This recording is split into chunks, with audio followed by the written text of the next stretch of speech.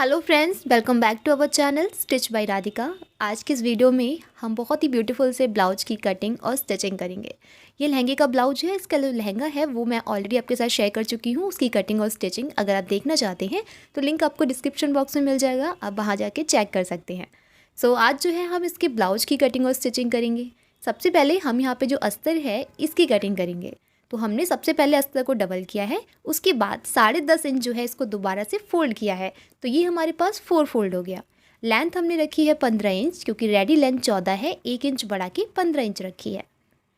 अब यहाँ पर सबसे पहले हम ऊपर लेंगे शोल्डर का मेजरमेंट। शोल्डर है यहाँ पे 12, इसका हाफ लेंगे हम 6 इंच। इस तरीके से 6 इंच हम मार्क करेंगे। एंड उसके बाद हम लेंगे यहाँ पे आर्म होल का निशान। तो आर्म होल जो है वो हम लेंगे यहाँ पे 6 इंच के। एंड इस तरीके से दोनों साइड 6 इंच मेज़र करके इसको एक बॉक्स बना लेंगे। अब यहाँ पे हमें लेना है चेस्ट का मेज़रमेंट। चेस्ट है 36 इंच, 4 पार्ट करेंगे तो 9 इंच आएगा।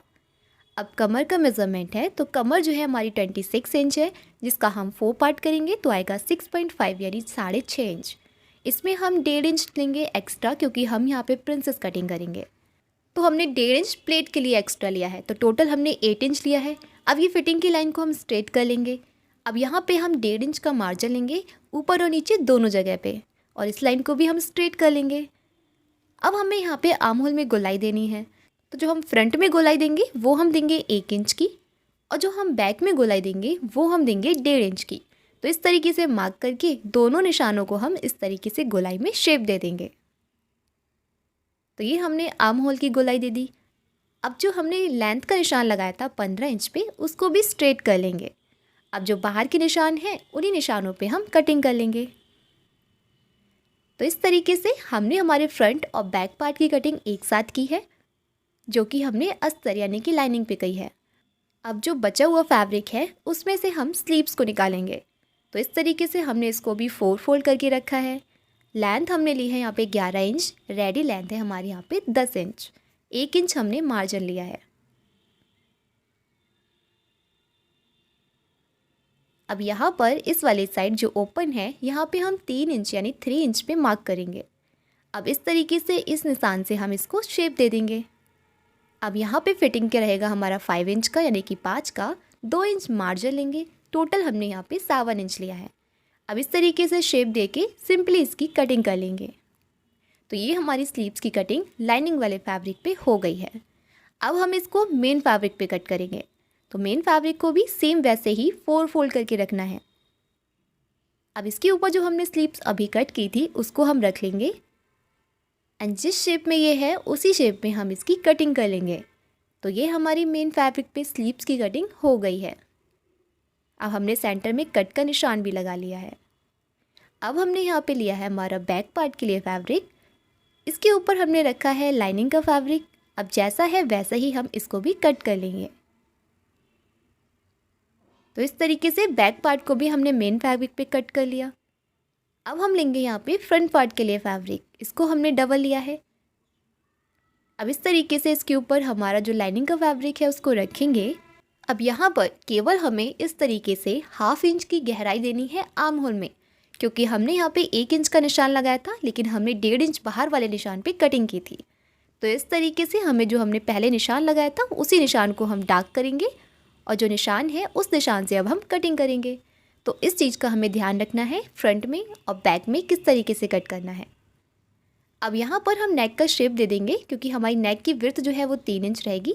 तो इस तरीके से मैंने केवल अभी रफली ड्रॉ किया हुआ है। अब हम यहाँ पे प्रिंसेस कटिंग करेंगे। ऊपर से हम यहाँ पे लेंगे 9.5 इंच पे यानी कि 9.5 इंच। अब इस साइड से हम मेज़र करेंगे 4.5 इंच। सेम मेज़रमेंट हम नीचे भी मेज़र करेंगे। आप चाहें तो जो 4.5 का निशान है उसको आप 5 भी कर सकते हैं, लेकिन आप 4.5 ही रखेंगे अभी। अब इसके बाद जो हमारे आर्म होल वाली साइड है उस निशान को हम डार्क करेंगे। ऊपर की साइड इस तरीके से 1/2 इंच ऊपर हम निशान लगाएंगे। अब इस निशान से इस तरीके से हमें राउंड शेप लेके आना है, और जो अभी हमने सेंटर में निशान लगाया है ना, वहाँ तक हमें इस तरीके से राउंड शेप देना है। और जो नीचे वाला मार्क है वहाँ हम इस तरीके से स्ट्रेट रखेंगे।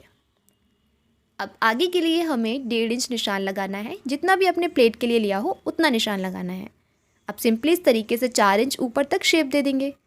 अब जो निशान है उन निशानों पे इस तरीके से कटिंग कर लेंगे। तो ये हमारी फ्रंट पार्ट में प्रिंसेस कटिंग हो गई। इसी के साथ हमारा फ्रंट पार्ट का काम कंप्लीट हुआ। अब हमें लाइनिंग के फैब्रिक को मेन फैब्रिक से अटैच करना है। सबसे पहले हम स्लीव्स को इस तरीके से अटैच करेंगे। उसके बाद हम यहाँ पे जो हमारा फ्रंट पार्ट है इसमें 3 पार्ट हैं, तीनों पार्ट को हमें अलग अलग मेन फैब्रिक से अटैच करना है। तो इस तरीके से एक के ऊपर रख के हमें अस्तर को और सिंपली इसकी हम पूरी में सिलाई लगा लेंगे। अब इसी तरीके से जो हमारा बैक पार्ट है, पहले हम लाइनिंग का फैब्रिक रखेंगे नीचे, उसके ऊपर मेन फैब्रिक को रख के चारों तरफ से सिलाई लगा के दोनों को जॉइंट कर लेंगे।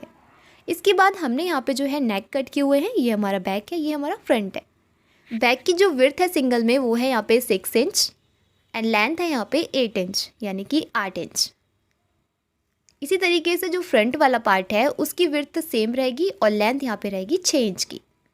अब इस तरीके से जो बाहर का एक्स्ट्रा फैब्रिक था उसको हमने इस तरीके से फोल्ड करके नेक को रेडी कर लिया है। अब हमने लिया है यहाँ पे बैक पार्ट, जिसको हमने ऑलरेडी अस्तर से अटैच कर लिया है। इसके ऊपर हमने रखा है नेक और पूरी यहाँ पे नेक में सिलाई लगाने के बाद एक्स्ट्रा जो फैब्रिक है अंदर का उसको कट करेंगे एंड छोटे छोटे हम यहाँ पे कट लगाएंगे। और कट लगाने के बाद इस पट्टी को जो है हम बैक साइड के लिए फोल्ड कर देंगे। तो ये हमारा फ्रंट नेक जो है इस तरीके से रेडी हो जाएगा। अब आप चाहें तो यहाँ पे सिलाई लगा सकते हैं, नहीं तो आप तुरपन कर सकते हैं। अब जो है हमें यहाँ पे इस तरीके से इसको सेंटर से कट करना है, क्योंकि हम यहाँ पे बैक में हुक लगाने वाले हैं। तो इस तरीके से हम सेंटर से इसको कट कर लेंगे।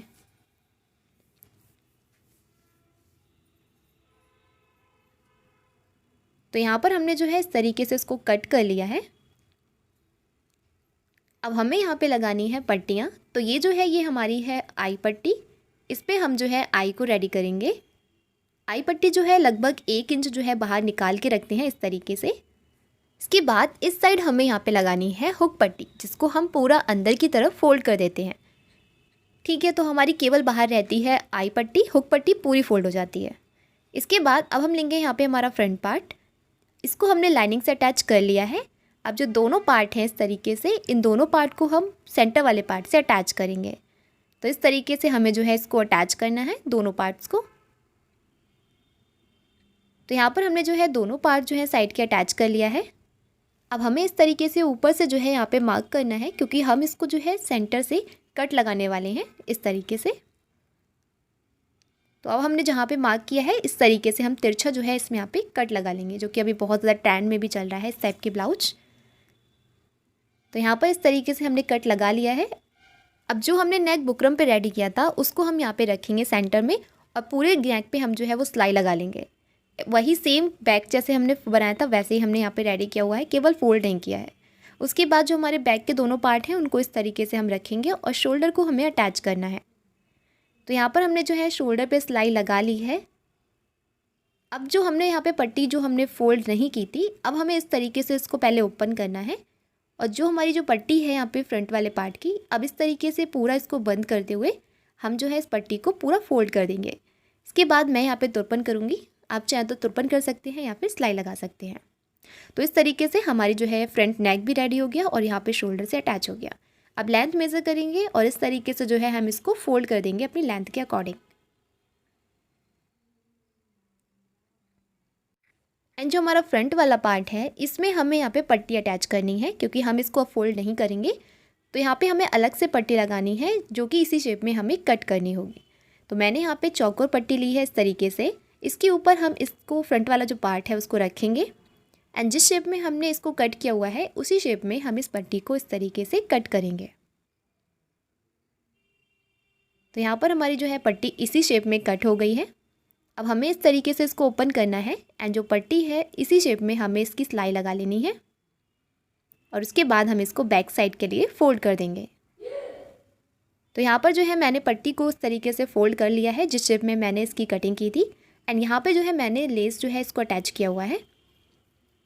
तो यहाँ पर आप देख सकते हैं, आपको फ्रंट और बैक दोनों का ध्यान रखना है, कोई भी ऊपर नीचे नहीं होना चाहिए, दोनों को आपको बराबर फोल्ड करना है। इसके बाद सिंपली हम इसकी स्लीव्स जो है उसको अटैच करेंगे। तो यहाँ पर हमने स्लीव्स जो है उसकी अटैच कर ली है, जैसे हम नॉर्मली ब्लाउज में अटैच करते हैं वैसे ही करना है। स्लीव्स अटैच होने के बाद अब हम इसकी करेंगे फिटिंग। तो जो भी आपके ब्लाउज की फ़िटिंग है आपको इस तरीके से फ़िटिंग जो है उसको निशान लगा लेनी है। अगर आपने पहले लगाए थे तो आप उसी को डार्क कर सकते हैं, नहीं तो आप दोबारा भी मेज़र कर सकते हैं।